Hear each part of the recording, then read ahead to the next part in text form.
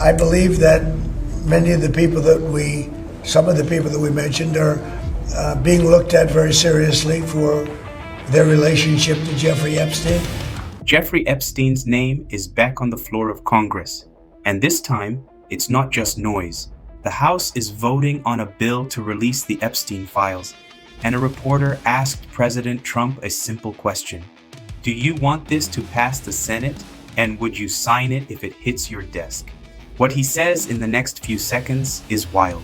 In one answer, he distances himself from Epstein, dumps everything on Democrats, says people like Bill Clinton and Larry Summers are being looked at, and still tries not to let this story overshadow Republican success.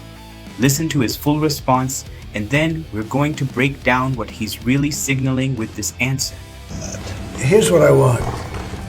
We have nothing to do with Epstein, the Democrats do. All of his friends were Democrats. You look at this Reid Hoffman, you look at Larry Summers, Bill Clinton, they went to his island all the time, and many others, they're all Democrats.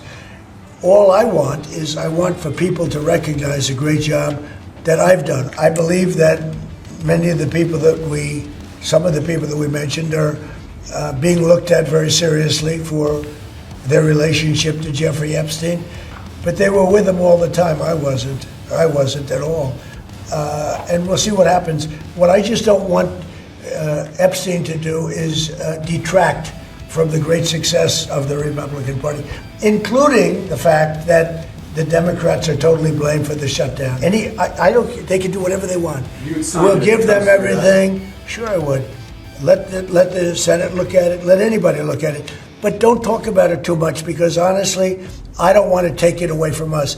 It's really a Democrat problem. The Democrats were Epstein's friends, all of them. And it's a hoax. The whole thing is a hoax. And I don't want to take it away from really the greatness of what the Republican Party has accomplished over the last period of time. Yes. All right, let's unpack that. The first move Trump makes is classic. Total distance and total blame shift.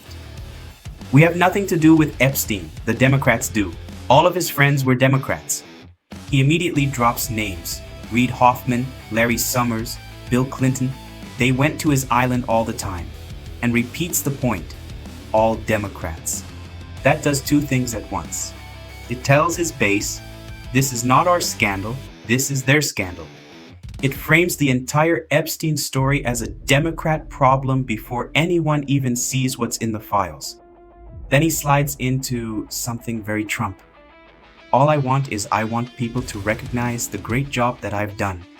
So even while talking about Epstein, he's pulling the conversation back to his own record and away from any serious questions about who else might be exposed when these documents finally come out. But the most interesting part is the second half of that answer. When the reporter asks if he'd sign the bill, he says, "We'll give them everything. Sure, I would. Let the Senate look at it. Let anybody look at it." On paper, that sounds like full support. I'm all for transparency. I'll sign it. No problem. And then in the very next breath, he says, "But don't talk about it too much. I don't want to take it away from the greatness of what the Republican Party has accomplished. It's really a Democrat problem, and it's a hoax." So you've got this weird combination. Publicly, sure, I'd sign it, let everyone see it. Strategically, don't focus on this. It's a hoax. It's their problem, and it distracts from our wins. That's Trump trying to sit in two chairs at once, looking like he supports releasing everything, while at the same time telling his own side to minimize the story and treat it as just another partisan hoax. So here's the real question for you.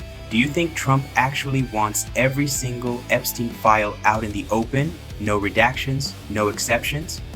Or is he just positioning himself so that if something explosive does come out, he can say, "Hey, I supported the release, but remember, this was always a Democrat problem"? Is this real transparency or narrative control? Let me know what you think in the comments. Do you trust this answer, or do you see it as a political move now that Congress is moving with or without him?